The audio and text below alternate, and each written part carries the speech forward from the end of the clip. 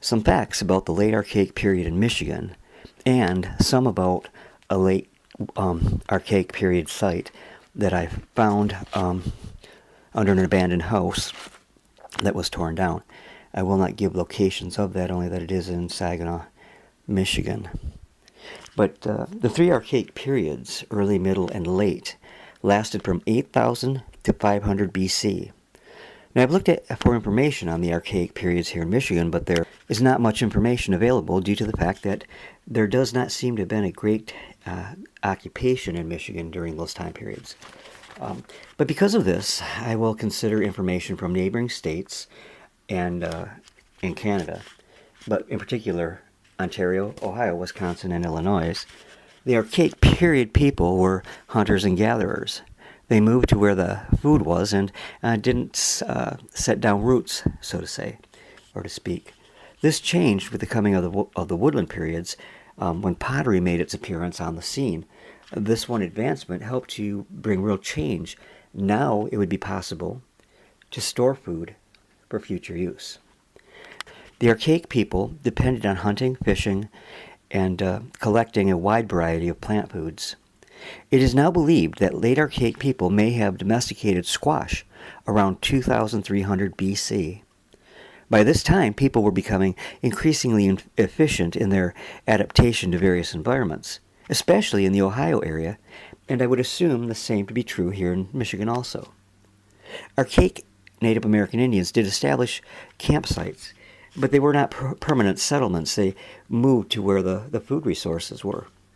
Because I'm only getting to see a small sampling of relics from my site, which I've named the CC site, after my cat, Charlie Cat,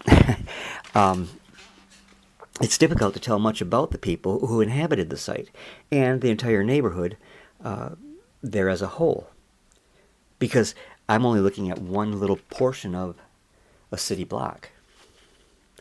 Other hard stones were used, and some very soft stone. I have found the remains of 2 arrowheads made of shale, and as soft as shale is, I cannot fathom that these were used for hunting. I have found a number, well, because they would shatter if they hit anything, but also, it occurs to me that perhaps they were training points, training boys to make arrowheads. They could have also been toy pieces, but I really doubt that. They just, I don't know. But anyways, they were very soft material, and they're not in the best of shape after, hundreds and hundreds and hundreds, or maybe over 1,000 years in the ground. Shale tends to deteriorate, and that's what's happened with these, but they are on display in the collection that I have assembled.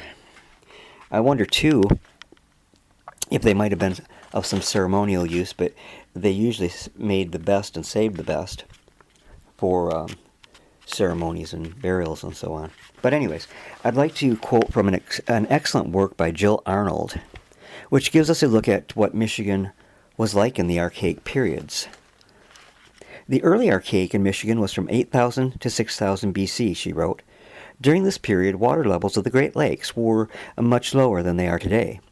Many sites where the late archaic people lived are now underwater, and that's made it hard for archaeologists to study the early archaic periods in Michigan. We do know that the climate was quite likely warmer than it is today.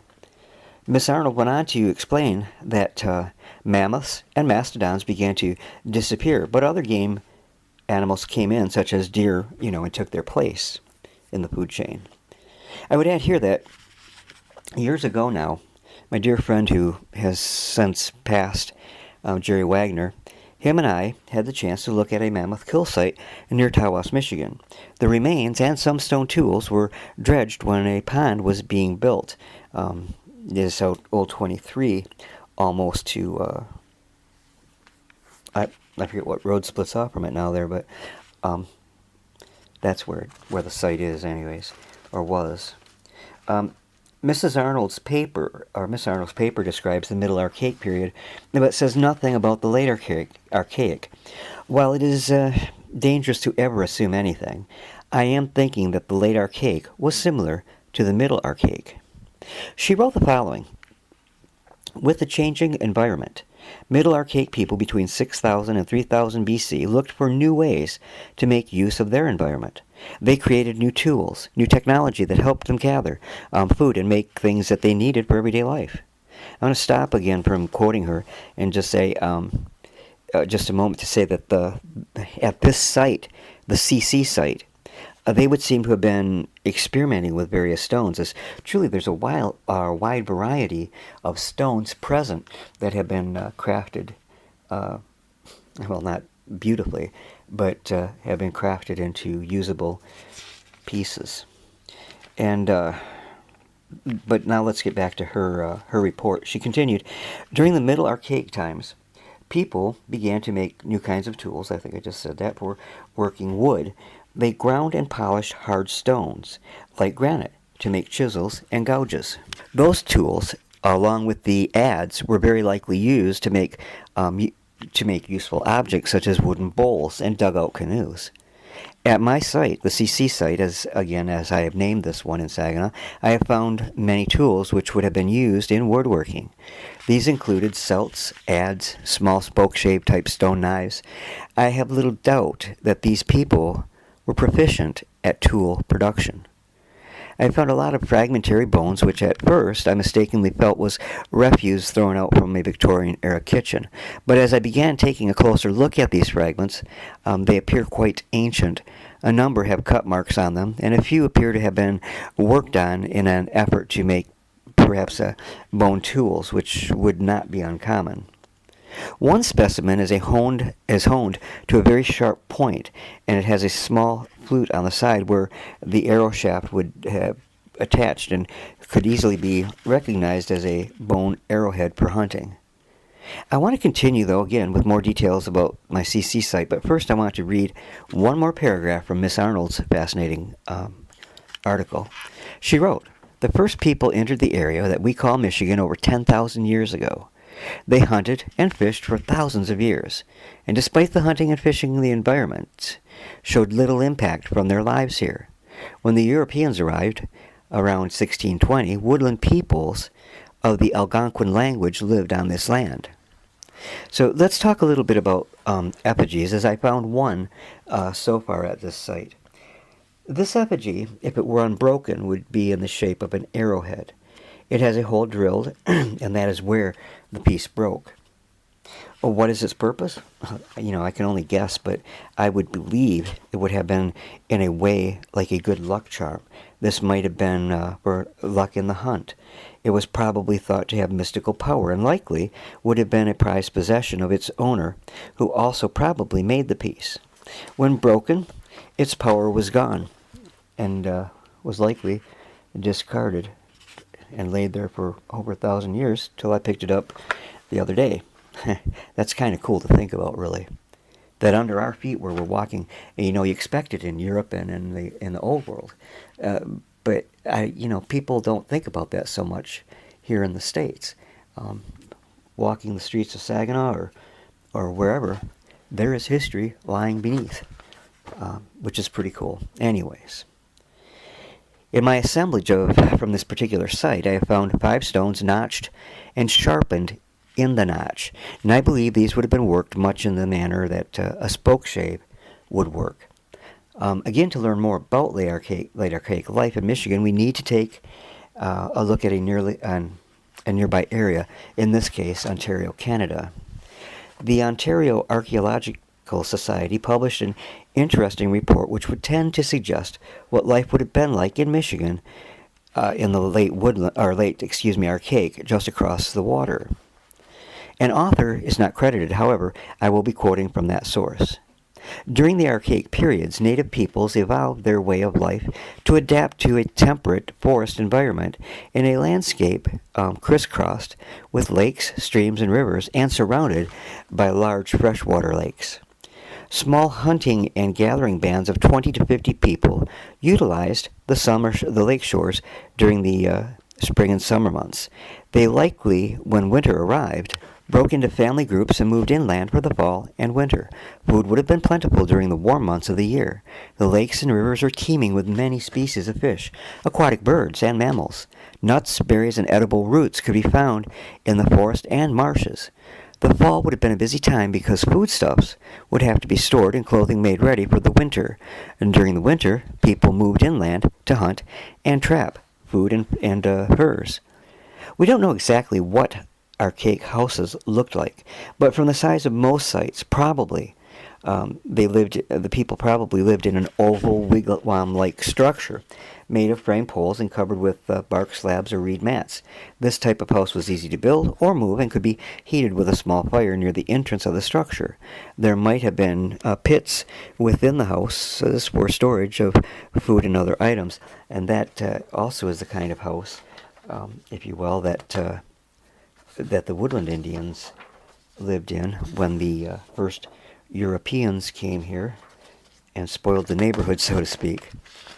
Continuing, though, the Late Archaic Period ran from 4,500 to 2,900 years ago. Human activity in southern Ontario appears to increase significantly during the latter portions of the Archaic Period. Archaeologists have recognized at least 3 distinct traditions within a 1,500-year time period. These are referred to as narrow point, broad point, and small point. The narrow point tradition is defined largely on the presence of narrow-bladed stem projectile points, often made from coarser grained raw material such as quartzite. Other tools associated with this tradition include flake scrapers, graving spurs, spoke shaves, and wedges. I might interrupt here and say all of which I have found on this site. Sites from the narrow point tradition appear to have been the most common in New York State and further to the southeast, but a few have been found in the Niagara Peninsula region and as far west as Guelph. These sites seem to have been especially common along the shores of a lake known as Lake Wainfleet in the Niagara Peninsula area and Lake Tonawanda in western New York. This lake would have drained when Niagara Falls had eroded a high topographic contour about 3,900 years ago. It is suggested that this group overlapped with the Laurentian Archaic, which might explain the lack of narrow point sites in eastern Ontario. Points characteristic of this tradition, however, have been recovered from the Armstrong site on Wolfe Island and in the St. Lawrence River. The broad point tradition is defined on the basis of a large, broad-bladed stem point, which makes an abrupt appearance in the sequence of cultural development, but probably developed from similar forms found in eastern New York, where soapstone vessels appear for the first time. In Ontario, these points are generally made from Onondaga chert, but greywack was also commonly employed in southwestern Ontario. A very distinct red quartzite has been used in the production of these points in the Rideau Lakes area. The large size of these points has led to the suggestion that they were not used as projectile points, but rather as knives. Ground stone tools are less common in this period. The small point tradition is characterized by a reduction in point size that may suggest the introduction of the bow and arrow. Although differences in point styles are difficult to distinguish within this tradition, a number of point types have been recognized based primarily on sites from southwestern Ontario. Much is known of this period on the basis of excavations around Hamilton and Brantford near Lake St. Clair and along the eastern shore of Lake Huron. One site excavated in the Hamilton area produced possible evidence of housing structures. This site had either two 4 by 4 meter houses placed adjacent to each other, or a single 8 by 4 meter structure with the greatest intensity of occupation located at the end. Although no sites relating to the period have been systematically excavated in eastern Ontario, small point archaic sites and multi-component sites within small point archaic material have been reported in the region. These include 2 burial sites in the Kingston area, Collins Bay, and the York site near the community of Verona, and a burial near Picton, Prince Edward County. Sites with small point archaic materials have also been identified in the Ottawa Valley near Arnprior. Among the more significant developments to occur near the end of the Archaic period is the elaboration of burial complexes, including what is referred to as the glacial cave burial complex. Sites relating to this complex have been found throughout southern Ontario. Representative sites include the burials at the York site and Picton in eastern Ontario, the Hind site southwest of London, and the Port Franks site on the eastern shore of Lake Huron. Burials consist of both cremations and extended individuals with inclusion of grave goods. These materials consisted of a variety of items, including slate gorgets, paired copper adzes, sandal, sole, and circular marine shell gorgets, and birdstones with protuberant eyes. Galena, believed to have been obtained in the Ottawa Valley, Mississippi Valley, has been identified on southwestern Ontario sites. The increase in exotic materials and the increased attention paid to burials heralds a trend which is to continue until the middle woodland, and appears to be at least inspired by similar phenomena to the south, specifically from the Ohio and Mississippi River regions. Some researchers suggest this rise in behavior extraneous to simple food procurement and survival may be due to the increased efficiency in food collecting, which allows greater amounts of time to be devoted to other more social and symbolic activities. The establishment of specific cemetery areas certainly indicates greater group identification with specific geographic areas, possibly tribal territories. The presence of exotic and therefore relatively expensive artifacts with some burials suggests that some individuals had achieved greater status in their life, but that there is no evidence as yet to that this status was inherited. I might add here that on Van Etten Creek in Oscoda, Michigan, an early woodland or late archaic burial site was found and excavated by the state in part, and it's known as the Brant Burial Site.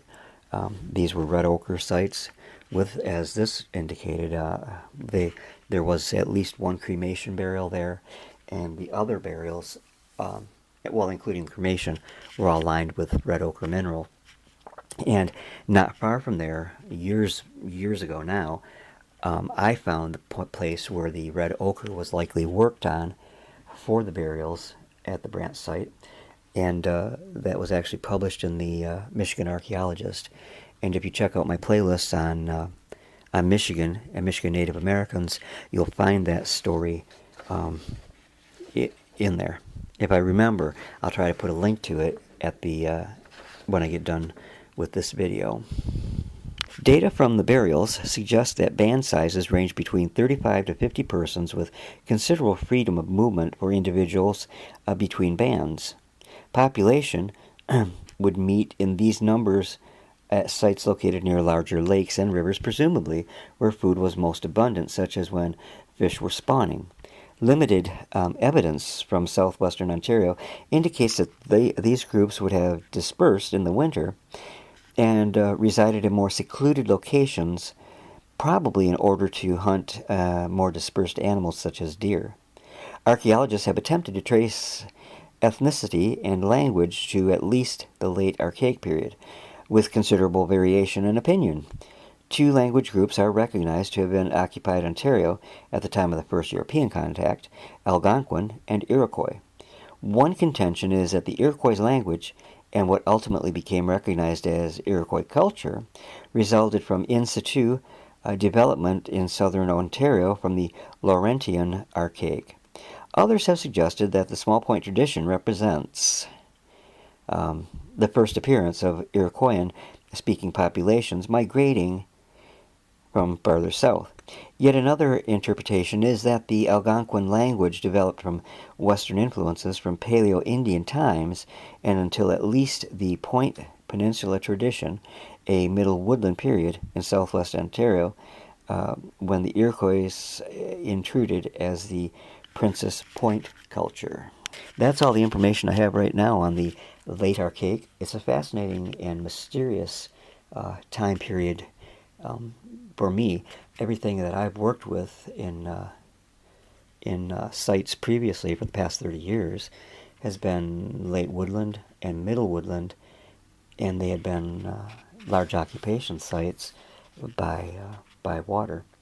But anyways, if I come up with more information, I will be sure and revise this video. Thanks for taking a listen. Please leave your comments below, as I enjoy hearing from each and every one of you. God bless, and have a great day.